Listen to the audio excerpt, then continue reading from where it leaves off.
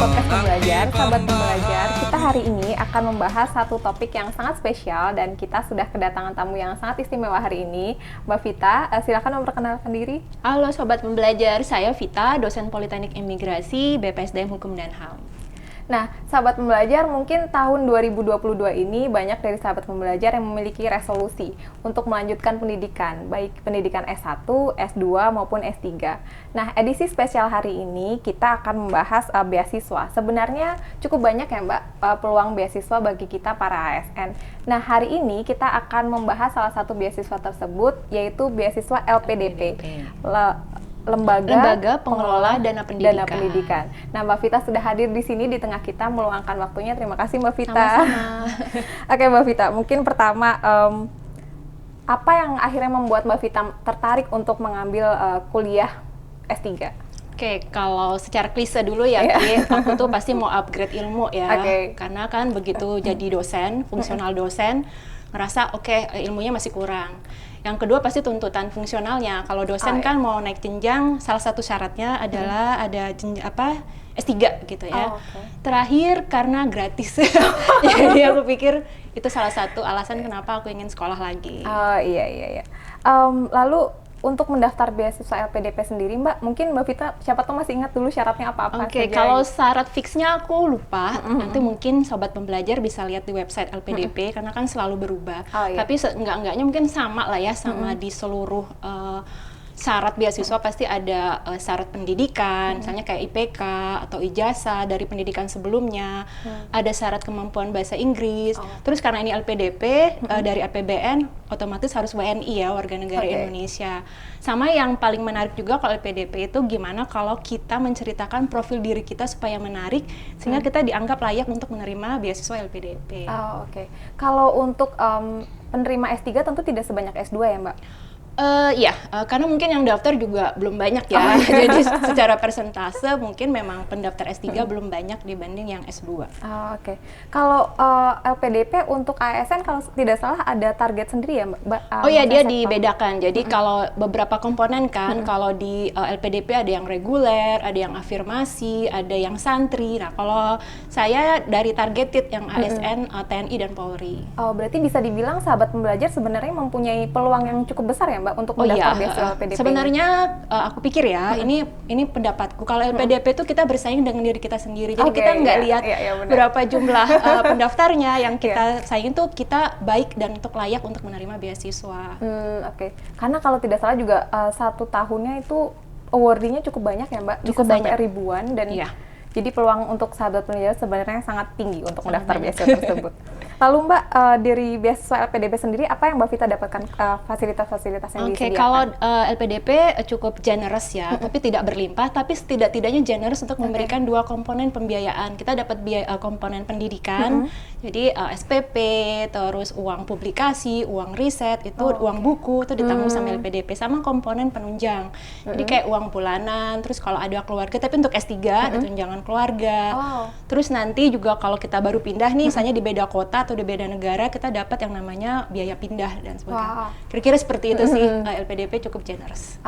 Berarti ketika kita ada uang lain, misalkan penelitian, kita memerlukan biaya tambahan itu tetap di-cover? Iya, di-cover sama LPDP. Bahkan Mbak Vita kalau nggak salah ada biaya-biaya untuk luar negeri? Kalau misalnya kita mau ikut konferensi internasional, itu dibiayai, sama mungkin kalau mau publikasi di Scopus, itu juga dapat subsidi dari LPDP. Wah, sangat menggiurkan sebenarnya. Lumayan.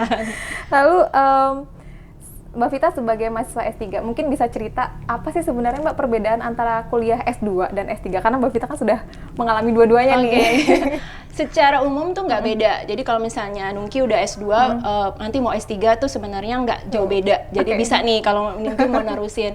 Bedanya adalah mungkin durasi. Kalau misalnya S2 kan mungkin paling lama 24 bulan ya, atau 4 semester. Nah kalau misalnya S3 lebih lama, sama dianggap kita udah bisa. Jadi kalau misalnya S2 masih ada kayak pembelajaran dari dosen, kalau ini kita dianggap sudah tahu, jadi belajar sendiri, mencari tahu sendiri. Kalau Mbak Vita sendiri antara S1, S2, dan S3 apakah jurusannya linear? Enggak, Oh, saya enggak. kebetulan contoh yang Oke. enggak linear ya. Jadi saya kebetulan minatnya variasi, jadi S1, S2, S3 saya tidak linear. Oke, mungkin bisa cerita Mbak S1 dulu. Kalau S1 saya di hubungan internasional, dari UI juga. Oke. Yang kedua S2 saya manajemen strategik, beasiswa dari Kementerian Hukum dan HAM. Oke. Yang S3-nya marketing. Oh iya. Tapi itu memang boleh ya Mbak, berarti sebenarnya kita beda-beda jurusan? Boleh saja sih, Oke. nggak ada yang larang kan. Oke, berarti bisa sahabat pembelajar ya. Bisa. Lalu Mbak, sekarang sudah semester berapa? Ini masuk ke semester 5. Semester 5. Sejauh ini nih Mbak, dari semester 1 sampai semester 5, apa tantangan terberat nih menjalani pendidikan doktoral ini? Tantangan terberat sih, ini mungkin orang beda-beda ya struggle-nya. Kalau saya mental sih, karena apa ya, sangat berat gitu ya. Tidak seperti yang kita pikirkan. Kalau kita pikir S3 mungkin lebih santai, tapi ternyata tidak, karena tuntutan novelty-nya harus bikin yang belum pernah ada sebelumnya dan juga ditolak berkali-kali sama dosen. Tuh mungkin S1 sudah sering juga ya ada struggle yang sama. Tapi kalau pas S3 tuh kayaknya lebih mental tuh lebih ini banget sih. Harus kuat banget. Oh, baik. Kalau penelitian Mbak Vita sendiri Mbak untuk studi ini mungkin bisa sedikit sharing? Oke, kalau sharing sebenarnya agak unik ya. Kalau saya tuh ngebahas marketing, tapi ranahnya public service. Kalau marketing kan biasanya untuk service yang sukarela ya, orang memang mau pakai service itu. Nah, kalau saya bawa ke public service, itu kan wajib sifatnya. Apakah marketing bisa digunakan, nilainya apa, nah itu tertarik untuk riset ke situ sih. Oke, wah sangat menarik. Mungkin untuk kita ASN tidak terlalu familiar ya Mbak dengan topik-topik tersebut? Betul. Belum banyak ya? Belum banyak. Oke. Sudah berapa persen Mbak kalau boleh tahu? Aku sudah selesai sampai bab 4. Nanti kan kalau untuk masuk bab 5 aku ngumpulin data, survei, nanti diisi ya. Oke, siap. Mudah-mudahan sih, insya Allah sih 4 semester lagi bisa lulus. Amin. Kita doain bareng-bareng Mbak Vita. Mungkin itu saja Mbak pembahasan kita tentang beasiswa LPDP dan juga S3. Tapi sebelum kita tutup podcast hari ini, mungkin Mbak Vita ada nggak sih saran atau tips-tips untuk sahabat pembelajar yang mungkin saat ini sedang mempersiapkan atau baru ingin entah mendaftar beasiswa LPDP-nya atau mungkin mau menempuh pendidikan S3 Mbak? Oke, kalau saran tips sih jadi diri sendiri. Karena kan mungkin kalau untuk LPDP, kalau kita browsing Google tuh banyak sekali ya pengalaman orang. Kita bisa contoh yang bagus, tapi setidaknya kita jadi diri sendiri, sebenarnya kita kelebihan kita apa, sehingga LPDP merasa kita layak untuk diberikan beasiswa. Gitu aja sih. Lalu Mbak, mengapa kita masih penting untuk terus menempuh pendidikan formal nih? Kan kita sebenarnya ada stigma-stigma PNS kita udah aman nih kerjaan kita gitu kan. Kenapa kita harus kuliah lagi gitu? Oke, sebenarnya kalau kuliah itu lebih ke passion setiap individu ya. Tapi kalau misalnya dia memang merasa saya masih kurang dan saya ingin upgrade, tidak untuk orang lain tapi untuk diri sendiri. Jadi nanti belajarnya lebih happy sih, nggak terpaksa.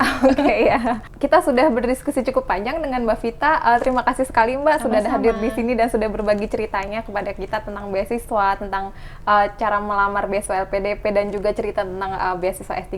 Mungkin Mbak ada saran atau tips bagi sahabat pembelajar yang sedang ingin mendaftar entah beasiswanya atau sedang ingin mendaftar kuliah S3 atau mungkin yang saat ini sedang menjalani tugas belajar seperti Mbak Vita yang mengalami kendala-kendala yang mungkin mirip dan sama.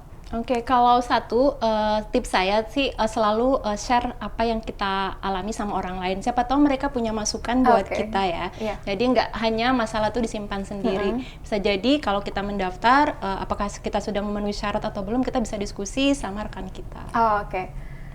Jadi sahabat pembelajar harus tetap semangat untuk mendaftar. Sebenarnya kesempatan sangat banyak ya Mbak ya, baik itu beasiswa S2 maupun S3. Demikian obrolan kita hari ini tentang beasiswa LPDP dan juga studi pendidikan S3 dari Mbak Vita. Assalamualaikum warahmatullahi wabarakatuh. Salam pembelajar. Untuk dedikasi inovasi.